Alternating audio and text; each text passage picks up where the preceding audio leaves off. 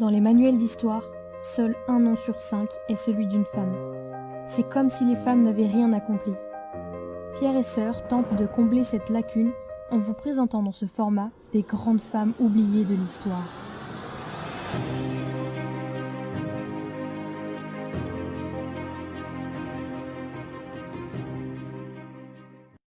Portrait de Doria Shafik.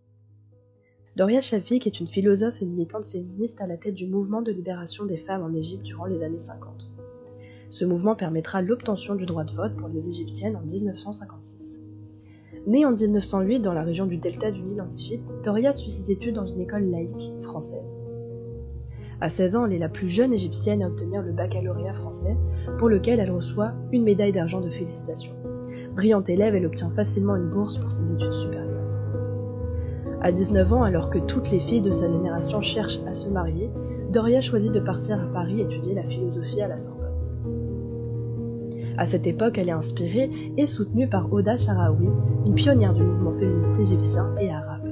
Très engagée en faveur des droits des femmes, Doria Shafik se lance dans le journalisme et dirige plusieurs publications prônant l'égalité des droits, comme le magazine La Femme Nouvelle.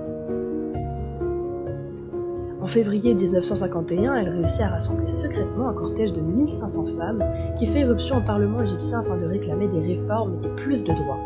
La liste est longue: égalité des salaires, représentation politique, droit de vote.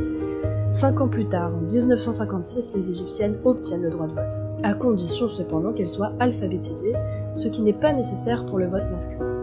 Doria Shafik continuera de lutter toute sa vie contre la société qu'elle juge conservatrice et patriarcale, à travers ses revendications, pétitions, manifestations, ou encore des grèves de la faim.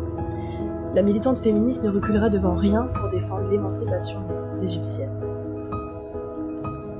En 1956, bien que la nouvelle constitution accorde aux femmes le droit de vote, toutes les autres revendications ont cependant été ignorées ou rejetées par le président de l'époque, Gamal Abdel Nasser.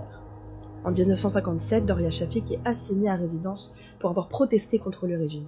Elle est bannie et ses publications sont interdites. Après un isolement intenable, Doria Shafik met fin à ses jours en 1975 en se jetant d'un balcon. Elle avait 67 ans. Doria Shafik est une figure majeure du féminisme égyptien. Tout au long de sa vie, elle a poursuivi un objectif: l'égalité des droits pour les femmes, qu'il s'agisse de défier l'impérialisme britannique, de remettre en question une interprétation traditionnelle de l'islam ou de s'opposer à un gouvernement dictatorial. Cela lui a coûté sa liberté, mais a fait d'elle une source d'inspiration pour quiconque essayait de conserver ses idées. C'était